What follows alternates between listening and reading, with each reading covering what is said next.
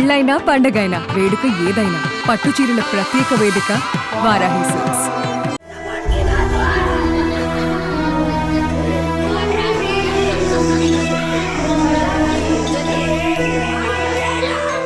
భారత్ పాకిస్తాన్ల మధ్య ఉద్రిక్త పరిస్థితులు నెలకొన్నాయి. అయితే జమ్మూ కాశ్మీర్లో జరుగుతున్న యుద్ధ భూమిలో ఏపీకి చెందిన వీర జవాన్ మరణించారు. మురళీ నాయక్ మరణించడంతో గ్రామంలో విషాద ఛాయలు అలుముకున్నాయి. అనంతపురం జిల్లా గోరంట్ల మండలానికి చెందిన మురళీ నాయక్ ఆర్మీలో పనిచేస్తున్నారు.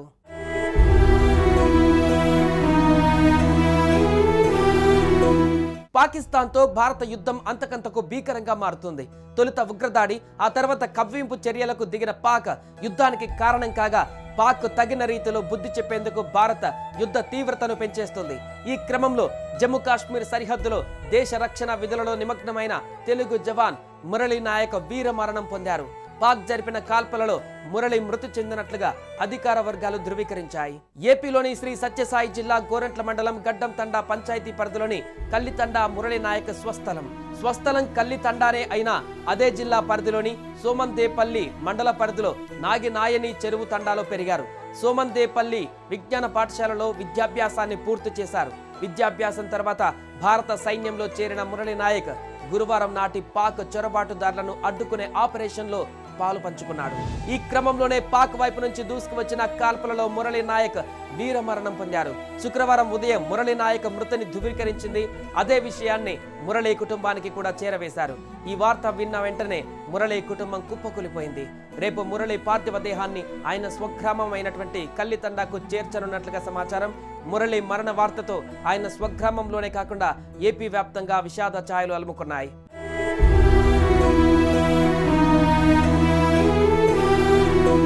ఈ విషయం తెలిసిన వెంటనే టీడీపీ అధినేత ఏపీ సీఎం నారా చంద్రబాబు నాయుడు వీర జవాన్ మరణానికి సంతాపం తెలుపుతూ ఒక ప్రకటన విడుదల చేశారు. యుద్ధంలో మురళీ నాయక్ ప్రాణాలు కోల్పోవడం బాధాకరమని ఆ సంతాపంలో చంద్రబాబు పేర్కొన్నారు.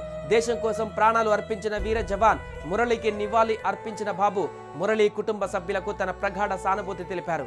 జనసేనాని డిప్యూటీ సీఎం పవన్ కళ్యాణ్, మంత్రి నారా లోకేష్లు కూడా మురళీ వీర మరణం పైన సంతాపం తెలుపుతూ ప్రకటనలు జారీ చేశారు.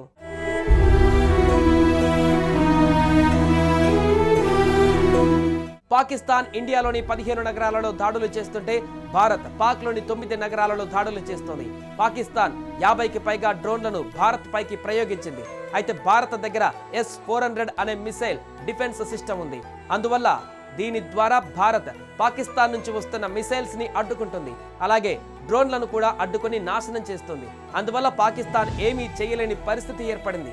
ఇప్పటి వరకు ఎవరికి ప్రాణ నష్టం కలగలేదని, ఎక్కడ ఆస్తి నష్టం జరగలేదని భారత రక్షణ శాఖ స్పష్టం చేసింది. దేశ ప్రజలు అప్రమత్తంగా ఉండాలని ప్రధాని మోదీ పిలుపునిచ్చారు.